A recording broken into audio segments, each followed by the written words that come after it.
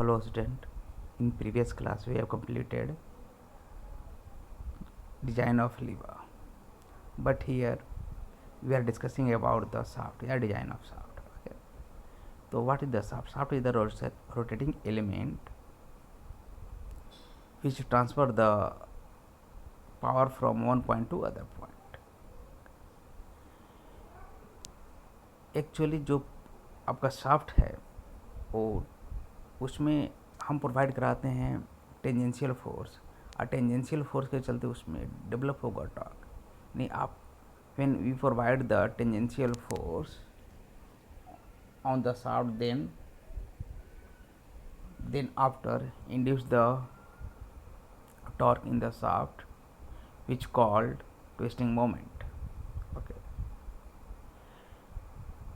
तो शाफ्ट जो है वो जो भी मशीन जो भी हम इसका यूज कर सकते हैं, आप ऑटोमोबाइल, तो आपका काउंटर शाफ्ट, बहुत से टाइप्स के शाफ्ट है, इन सब का यूज हम एक्चुअली लोड को वन पॉइंट से दूसरे पॉइंट पर ट्रांसमिट करने के लिए हम करते हैं। Okay.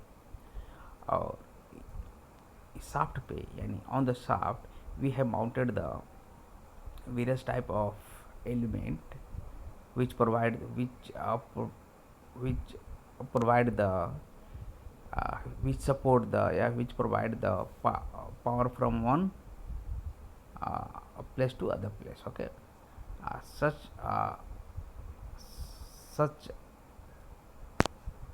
such part of shaft which mounted on shaft is pulley, gear, etc., etc. Okay. So types of, the next one is the types of shaft. There are two types of shaft we have generally we use. First one is the transmission shaft. These shaft transmit the power between the source and machine absorbing power. It means जहाँ से हम power induce करते हैं, okay, power induce हुआ, जैसे कोई भी हम इंजन अगर पावर इंड्यूस किया तो उसको, जैसे हम ट्रक का ले लें या कोई भी ऑटोमोबाइल का, तो वहाँ से इंजन से पावर प्रोड्यूस हुआ in the form of twisting moment which transfer the which this twisting moment transfer to the rear wheel by the shaft. Okay. तो ये सब जो शाफ्ट है ये सब ट्रांसमिशन शाफ्ट की कैटेगरी में आएंगे। Next one is the machine shaft. This shaft form a integral part of the machine itself. Okay. जैसे वेरियस बहुत से शाफ्ट होंगे जो मशीन एलिमेंट के पार्ट होते हैं। जैसे एग्जांपल के लिए cam shaft is also the part of machine या part of automobile. Okay. Internal part of the mobile, internal part of the automobile, which called this type of shaft is called machine shaft. So some material, next one is the material used for shaft. There are various type of mechanical property of material and mechanical property of material. Material, first one is the it means material, it should have high strength. Okay. Second one is the good machinability. Okay. Third one is the no sensitivity factor. No sensitivity factor है अगर shaft में अगर stress concentration अगर किसी point पे, क्योंकि जो भी हमारा शाफ्ट होगा, शाफ्ट में हम स्टेप कटिंग करते हैं, तो स्टेप कटिंग किया जाता है। तो स्टेप कटिंग में क्या होगा, अगर स्टेप कटिंग अगर डायरेक्टली होगा, स्टेप हुआ फिर चलो, अगर इंस्टेंटली स्टेप कटिंग होगा तो उसमें क्या होगा, स्ट्रेस कंसंट्रेशन फैक्टर आ जाता है, यानी जो स्ट्रेस कंसंट्रेशन डेवलप हो जाता है उसको रिड्यूस करने के लिए हम वहाँ पर नोच प्रोवाइड कराते हैं, यानी थोड़ा सा उस मटेरियल को, वहाँ से मटेरियल को रिमूव करते हैं जिससे कि आपका स्ट्रेस कंसंट्रेशन क्या हो, रिड्यूस हो। ओके। इसलिए हम जो भी होगा उसमें क्या होना चाहिए, लो नो सेंसिटिविटी फैक्टर। ओके, तीसरा है आपका गुड हीट ट्रीटमेंट प्रॉपर्टी होना चाहिए। अगर हाई टेम्परेचर पर भी अगर मानते हैं, अगर बहुत देर तक अगर सॉफ्ट वर्क कर रहा है तो बहुत देर तक ड्यू टू फ्रिक्शन के कारण उसमें क्या होगा कि हीट डेवलप होगा। अगर हीट डेवलप हो, अगर हीट को अगर एब्जॉर्ब ना कर पाएगा तो उसमें क्या होगा, उसके चलते उसमें फेल्यूर आ जाएंगे। ओके, तो उसको बचाने के लिए क्या होना चाहिए, गुड हीट ट्रीटमेंट प्रॉपर्टी होना चाहिए। ओके, जिससे कि अगर हाई टेम्परेचर पर भी अगर वर्क करना हो सॉफ्ट को तो वो क्या करे, उसको सस्टेन कर सकते हैं, उसके रिजिडिटी को सस्टेन कर सकते हैं। Okay, third one is the fourth one is the fifth one is the wear resisting property. Okay, यानी कोई भी आपका उस पर बियर आउट हो, अगर क्रोच कोई भी इरोजन हो, ठीक है, ड्यू टू फ्रिक्शन एक्सेट्रा, तो उसको क्या करे, उसको रजिस्ट करने का उसमें क्या होना चाहिए, प्रॉपर्टी होना चाहिए, यानी वो बियर आउट ना हो। ओके, उसका मटेरियल उसके सरफेस से बियर आउट ना हो, उसको रजिस्ट करके रखे। ओके, तो कुछ जो मटेरियल मैंने जो हम यूज करते हैं इन shaft which are 40C8, 45C8, 50C4 and 50C12। ठीक है, ये है आपका मटेरियल। तो 40C8 जो है आपका, इसमें क्या हुआ, इसमें जो 8% आपका दिया हुआ, 8 जो लेफ्ट का है 40C8, तो 8 है आपका परसेंटेज ऑफ कार्बन, बाकी है अदर एलिमेंट। तो मेनली हमको हम जानते हैं कि जो हार्डनेस बढ़ाता है, कोई चीज़ को हार्डनेस बढ़ाता है, वो होता है कार्बन। तो यहाँ पर कार्बन का परसेंटेज मेनली होता है, बाकी अदर एलिमेंट होने चाहिए, यानी जो होगा जैसे फेरस होगा आपका, अदर में 40 में फेरस होगा, और एक्स्ट्रा जैसे टाइटेनियम होगा, जिसे कि उसको क्रोमियम होगा, जिसे कि उसे जंग ना लगे, निकेल होगा, एसेट्रा। बट उसमें कार्बन का परसेंटेज होना चाहिए 8। अगर 45C8 है तो उसमें 8 होना चाहिए। 50C4 मीन्स उसमें कार्बन का परसेंटेज होगा 4, और 50C12 मीन्स उसमें कार्बन का परसेंटेज होगा 2। अब देखिए, ये है standard size of transmission shaft. Next one, तो for the standard size of transmission shaft is, first होगा 25 to 60 mm। ओके, ये लेंथ होगा इसका 25 से 60 mm, और उस पर क्या मिनिमम कितना आप रख सकते हैं, 5 mm का स्टेप रख सकते हैं। ओके, अगर 25 से 60 mm मतलब उसका डायमीटर है। ओके, और इस पर हम क्या रख सकते हैं, 5 mm का स्टेप रख सकते हैं। उसी तरह अगर 60 to 110 का mm का हो तो उसमें हम 10 स्टेप डाल सकते हैं। ओके, डायमीटर का हो तो उसमें 10 स्टेप हम डाल सकते हैं। स्टेप यानी जैसे एक बार मटेरियल कट किया, फिर उसका डायमीटर कम हुआ, फिर मटेरियल कट किया, फिर डायमीटर कम हुआ, फिर मटेरियल कट किया, तो डायमीटर कम, अगर डायमीटर को रिड्यूस करना होता है तो हम क्या करते हैं, स्टेप देते हैं। ओके, जैसे यहाँ पर भी है 110 टू अगर 140 mm का अगर आपका डायमीटर का अगर है शाफ्ट, तो उसमें हम 15 स्टेप उसमें दे सकते हैं, यानी 50 स्टेप में हम उसके डायमीटर को रिड्यूस कर सकते हैं। ओके, तो ये सब जितने भी हैं आपका स्टैंडर्ड साइज हैं, और जो स्टैंडर्ड लेंथ है ऑफ शाफ्ट वो हो जो होगा 5 मीटर, 6 मीटर और 7 metre. Next one is the design of shaft. तो जो शाफ्ट है वो डिजाइन होता है mainly basis of 3।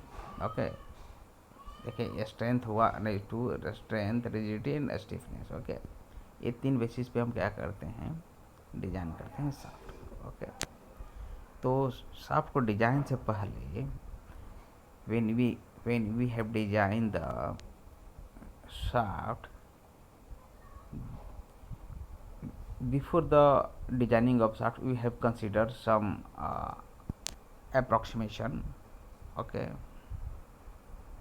first one is shaft subjected to the twisting moment या torque only. Okay, it means यहाँ पे जो प्योर टॉर्क क्या करेगा, ये हम मानते हैं कि प्योर टॉर्क क्या कर रहा है, ये इसमें इंड्यूस हो रहा है। ओके, हम मान कर लेकर चलेंगे, ये एजम्पशन है, these are the assumption. Okay, तो फर्स्ट एजम्पशन होगा आपका shaft subject to twisting moment या torque only, shaft subject to the bending moment only. Okay, shaft subject to combine twisting and bending moment। Okay, a shaft subject to the axial load in addition to the combined torsional and bending loads। Okay, so these are the assumption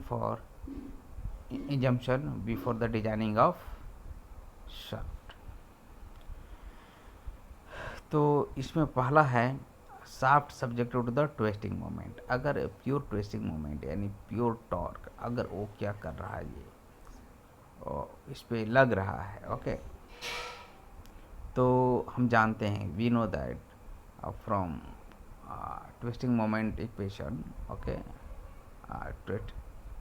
twisting moment equation tau by में J equal to sorry twist sorry torque by में J is the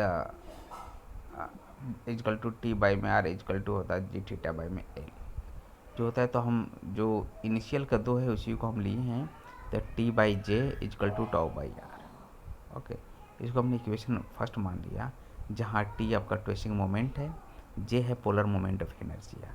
तो polar moment of inertia आप जानते होंगे, parallel axis law आप पढ़े होंगे, तो इसमें होता है परपेंडिकुलर एक्सिस लॉ थ्योरम। ठीक है, उसमें होता है I Z Z equal to I X X plus I Y Y.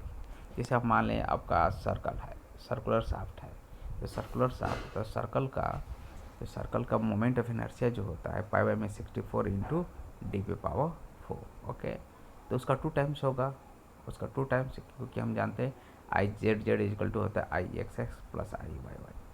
तो पाई बाई में 64 into D Q plus pi by 4 into D Q, तो दोनों को हम कंबाइन करेंगे तो हो जाएगा पाई बाई में 32 पाई बाई 32 इंटू डी पे पावर 4।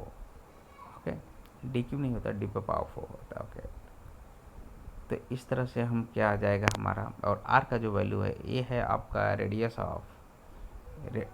या distance from the neutral axis, या रेडियस ऑफ शाफ्ट भी मेनली हम यूज करते हैं, रेडियस ऑफ शाफ्ट। ओके, तो रेडियस ऑफ जो शाफ्ट होगा वो डी बाई 2 होगा। Okay, D is the diameter of shaft. Actually ये जो डिस्टेंस होता है उसके न्यूट्रल एक्सिस से होता है आउटर मोस्ट फाइबर का, जो आउटर मोस्ट जो आपका होगा, आउटर मोस्ट जो लेवल होगा, जो सरफेस होगा उसका होगा। Okay, distance. तो अभी हमने आपको बताया, तो पोलर मोमेंट ऑफ इनर्शिया क्या होगा शाफ्ट का। अगर हम सॉलिड शाफ्ट लेते हैं तो सॉलिड शाफ्ट का जो पोलर मोमेंट ऑफ इनर्शिया होगा वो पाई बाई में 32 डी टू पावर 4।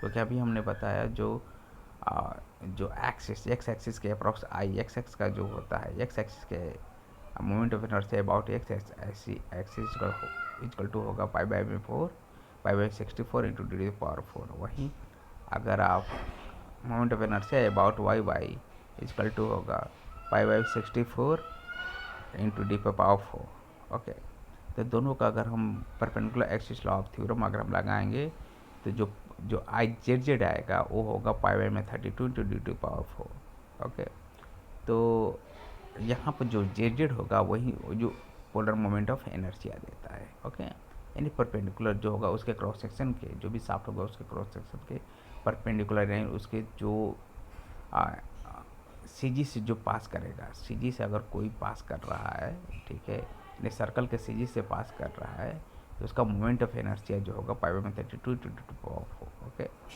और वहीं यहाँ का सीजी न्यूट्रल एक्सिस पॉइंट होगा, न्यूट्रल एक्सिस उसी सीजी से होकर पास करेगा। इसलिए हम लेते हैं जे का वैल्यू लेते हैं, यानी पोलर मोमेंट ऑफ इनर्शिया लेते हैं pi by 32 into D to power 4। Okay, अब क्या करते हैं, जितने भी है हमारे इसमें हम इक्वेशन फर्स्ट में पुट करते हैं।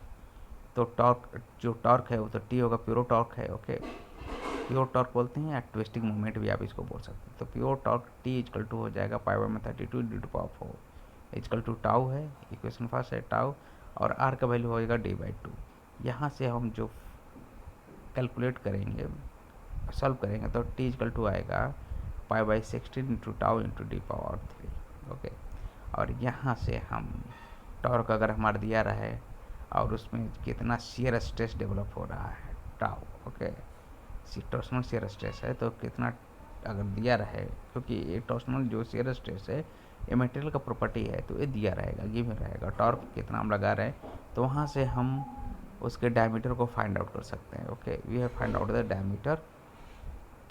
तो एक हो गया आपका डिजाइन हो गया, कैसे हमको निकालना है डायमीटर। ओके, मेन है कि आपका डिजाइन है कि हमको अगर कितना ट्विस्टिंग मोमेंट अगर हम मानते हैं कि हम कुछ लगा, मैंने कुछ अप्लाई किया तो उसके लिए मिनिमम डायमीटर क्या होना चाहिए। ओके, जिससे कि वो सेफली क्या करे, रोटेट करे एंड लोड को क्या कैरी कर सके, लोड को सस्टेन कर सके। इसलिए डायमीटर यहाँ पर हम डायमीटर का डिजाइन करेंगे। ओके, तो उसका डायमीटर आ गया। अगर नाउ नेक्स्ट, अगर आपका शाफ्ट, अगर वो तो सॉलिड शाफ्ट के लिए था, these are the these equation valid for only solid shaft. But when shaft is hollow, अगर हॉलो शाफ्ट हो इट मीन्स इंटर जो जो शाफ्ट होगा जस्ट लाइक पाइप, तो पाइप का जो आउटर एरिया रहेगा, आउटर डायमीटर होगा, इनर डायमीटर होगा। ओके, और जो सेंटर पोर्शन होगा हॉलो होगा। ओके, यानी वहाँ पर मटेरियल नहीं होगा, तो ऐसे शाफ्ट को हम बोलते हैं हॉलो शाफ्ट। या जैसे फॉर एग्जांपल के लिए हम आप लोग को अभी बताया वो है, हमने यहाँ ले सकते हैं हम पाइप।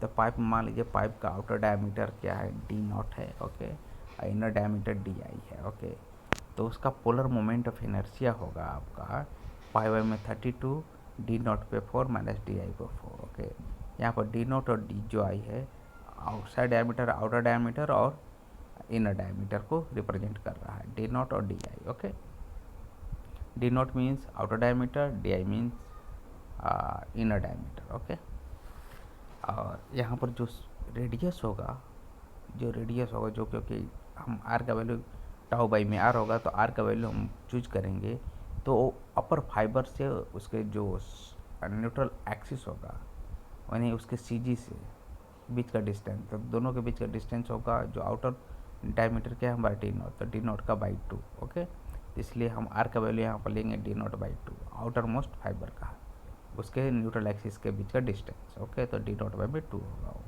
और फिर क्या करेंगे, सबको पुट करेंगे, तो पुट करेंगे किसमें, इक्वेशन फर्स्ट में। तो इक्वेशन फर्स्ट से आएगा डी टी बाई में यानी टॉर्क बाई में पोलर मोमेंट ऑफ इनर्शिया, तो polar moment of inertia hollow pipe का होगा पाइप में 32 d0 4 minus di 4 equal to tau by में d0 बाई में 2 यानी जो रेडियस है। ओके, अब देखें तो यहाँ से अगर हम निकालेंगे तो t का वैल्यू आ जाएगा पाई में 60, पाई में 16 tau into d0 4 minus di 4 by में d0। ओके, अगर हम मान लें, अगर k को हम अगर एज्यूम करें k इजकल टू है ratio of inside diameter to outside diameter. Okay, di minus d0। Okay, तो अगर यहाँ पर अगर हम मान लेते हैं तो यहाँ से अगर हम d0 यानी d0 बाई में 4 बाई में d0 अगर हम क्या कर लेते हैं उसमें से अगर निकाल लेते हैं। ओके, इसी को सॉल्व कर रहे हैं, तो अगर उसमें से अगर हम कॉमन निकाल लें तो हमारे पास उसके अंदर बचेगा 1 माइनस di बाई में d0 पे पावर 4, और di बाई में d0 जो है वो है तो आपका ratio of inner diameter to outer diameter, और इसको हम रिप्रेजेंट कर किसे कर रहे हैं k से। तो यहाँ पे हम लिख देंगे क्या, यहाँ पर जो आएगा आफ्टर पुटिंग द k, तो पाई बाई में 60 into tau into d0 q। d0 q क्यों आया, क्योंकि d0 4 बाई में d0, तो d0 कैंसिल हुआ तो d0 q आ गया, और 1 माइनस k पर पावर 4, क्योंकि k equal to di by में d0 और उसके पावर 4। ओके, तो इसके थ्रू भी हम क्या निकाल सकते हैं, डायमीटर, आउटर डायमीटर और इनर डायमीटर हम क्या करें फाइंड आउट कर सकते हैं इसका हॉलो का। तो ये हमारा डिजाइनिंग हुआ। ओके, अगर ऐसा, अगर आपको रिलेशन निकालना हो, कोई रिलेशन निकालना हो कि सॉलिड शाफ्ट है, ओके, और आपका और हॉलो शाफ्ट है, आप दोनों का ट्विस्टिंग मोमेंट जो है, जो टॉर्क डेवलप हो रहा है, अगर दोनों इक्वल है, दोनों में अगर इक्वल मटेरियल का है और इक्वल मटेरियल भी हम यूज कर रहे हैं, जो मटेरियल है सेम है, यानी जो आपका हॉलो शाफ्ट जिस मटेरियल का बना हुआ है उसी मटेरियल का क्या बना हुआ है आपका सॉलिड शाफ्ट, और उस पे दोनों पे इक्वल अमाउंट पे क्या लग रहा है, टॉर्क लग रहा है। तो इक्वेशन जो हॉलो शाफ्ट का है और जो सॉलिड शाफ्ट का है दोनों का हम क्या करेंगे, इक्वेट करेंगे। तो यहाँ पर हमने इक्वेट किया दोनों शाफ्ट का। ओके, तो जब दोनों शाफ्ट का इक्वेट किया तो आया एक रिलेशन आया, आप देख सकते हैं D naught Q bracket 1 minus के पावर 4 इंटू डी क्यू।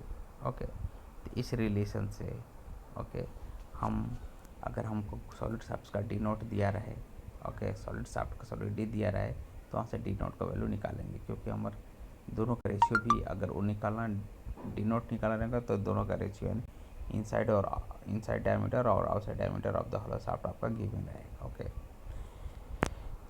तो इससे हम क्या करते हैं, रिलेशन निकाल सकते हैं। ओके, अब देखें अगर आपके पास ट्विस्टिंग मोमेंट दिया रहे, अगर ऐसा क्वेश्चन ऐसा रहे कि लिखिएगा क्वेश्चन में कि मान लीजिए कि हमारा शाफ्ट है और इतना पावर को क्या वन जगह से दूसरे जगह ट्रांसमिट करे, मान लीजिए पी पावर को वन पॉइंट से अदर पॉइंट पे क्या कर रहा है, ट्रांसमिट कर रहा है।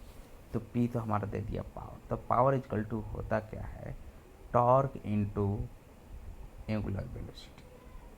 ओके, क्योंकि हम जानते हैं सिंपली फोर्स होता है, force equal to power equal to होता है सिंपली फोर्स इनटू वेलोसिटी। तो इन रोटेशनल में आ जाएगा, इन रोटेशनल मोशन में जो वहाँ पर फोर्स है यहाँ पर टॉर्क हो जाएगा, जो वहाँ पर लिनियर वेलोसिटी है यहाँ पर हो जाएगा एंगुलर वेलोसिटी। यानी पी इक्वल टू होगा, पावर इक्वल टू होगा power transmitted by the shaft from one point to other point is equal to torque into angular velocity. तो टॉर्क को हम जो आपका टॉर्क को हम टी से डिनोट कर रहे हैं, टी इंटू एंगुलर वेलोसिटी हो जाएगा आपका, आप जानते हो कि पाई बाई 2πn/60। तो दोनों को अगर हम मिलाएं तो हो जाएगा पी इक्वल टू हो जाएगा 2πn into T by 60।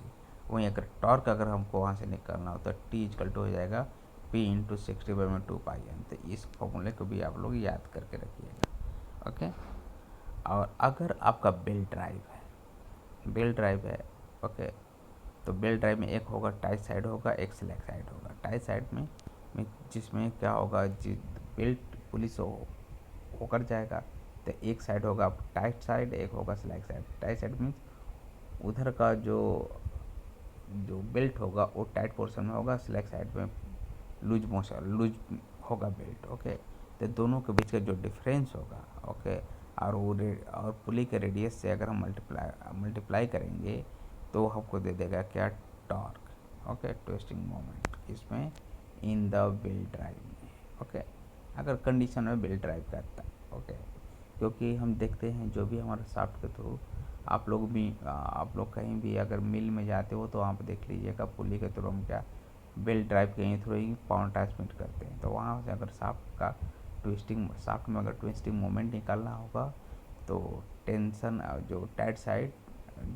In tight side minus tension in slack side into radius of pulley से अगर मल्टीप्लाई करेंगे तो ट्विस्टिंग मोमेंट आ जाएगा, यानी टॉर्क इन द शाफ्ट आ जाएगा। ओके, हम फाइंड आउट कर सकते हैं। तो नेक्स्ट ये एक क्वेश्चन है। ओके, तो इसको हम देखिए, क्वेश्चन में क्या, a line shaft twisting of 20 RPM। यानी एक लाइन शाफ्ट है जिसमें कितने रोटेट करा 200 RPM से, ये ट्रांसमिटेड कितना 20 किलोवाट, यानी जो ट्रांसमिट कर रहा है कितना power 20 kilowatt. Okay, the shaft में be assume to be made of mild steel. Okay, तो माइल्ड स्टील का और इसका एलोवेबल जो शियर स्ट्रेस है वो दिया हुआ है 42 मेगापास्कल। ओके, तो determine the diameter of shaft neglecting the bending moment of the shaft.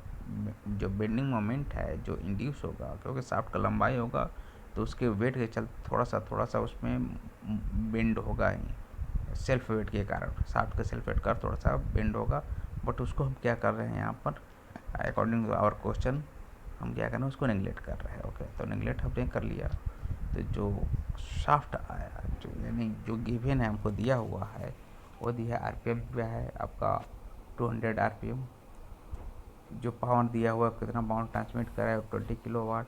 Okay, अगर इसको वाट में कन्वर्ट करेंगे तो होगा 20 टू 10⁻³ वाट। ओके, टॉर्क आपका दिया हुआ है 42 मेगापास्कल। 42 मेगापास्कल, अगर हम इसको एमएम में चेंज करते हैं तो होगा 40 न्यूटन पर एमएम स्क्वायर। अगर इसको हम न्यूटन मीटर स्क्वायर में कन्वर्ट करेंगे तो हो जाता आपका 42 इंटू 10⁶ न्यूटन पर मीटर स्क्वायर। ओके, और एज्यूम हमने कल एक मान लीजिएगा डायमीटर ऑफ शाफ्ट क्या है, solid diameter of solid shaft in solid shaft diameter of shaft is equal to हमने मान लिया D. We have assume. Okay, तो जो उसमें टॉर्क प्रोड्यूस होगा due to the transmission of power, transmission of power from 20 kilowatt is equal to हो जाएगा। अभी हमने आपको ऊपर में फॉर्मूला बताया, तो टी इक्वल टू होगा आपका पी इंटू 60/2πn। तो यहाँ पर जो सबका वैल्यू पुट करेंगे तो पी का वैल्यू है अब 20 इंटू 10⁻³ ओके, ये वाट में है आपका, 60 से मल्टीप्लाई किया। ओके, बाय में 2π इंटू जो इन का वैल्यू है 200 है। तो यहाँ से हम क्या निकालिए, torque.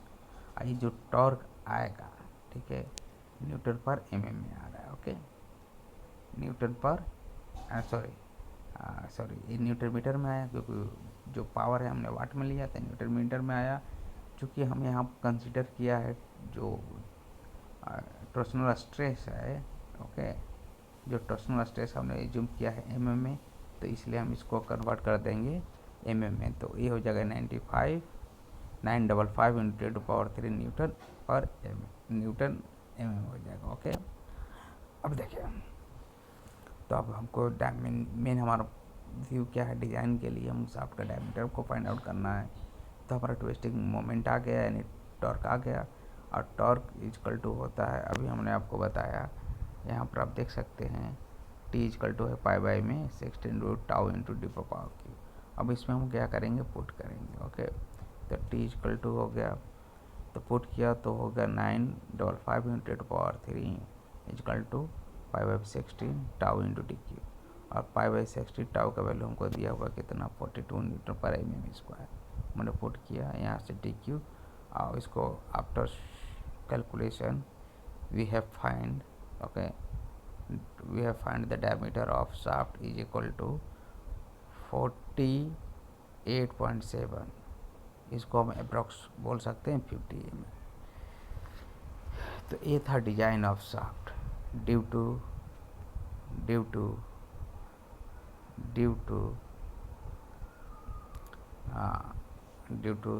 Failure of torsional stress. Okay, तो ये रहा आपका आज का। ओके, और अगला आपको शाफ्ट का ही अगला पार्ट आ गया, हम अगले नेक्स्ट वीडियो में हम आपको डिज़ाइन, क्योंकि उसमें अभी आपका चलेगा कंबाइन। अगर कंबाइन स्ट्रेस हो, जैसे ट्विस्टिंग मोमेंट, अगर आपका टॉर्क कंबाइन, अगर आपका फोर्स लग रहा है जैसे ट्विस्टिंग मोमेंट और बेंडिंग मोमेंट दोनों कंबाइन हो जाए, तो उसके चलते शाफ्ट का डायमीटर क्या होगा, उसका डिज़ाइन कैसे करेंगे, वो हम नेक्स्ट क्लास में एक्सप्लेन करेंगे। Okay, thank you.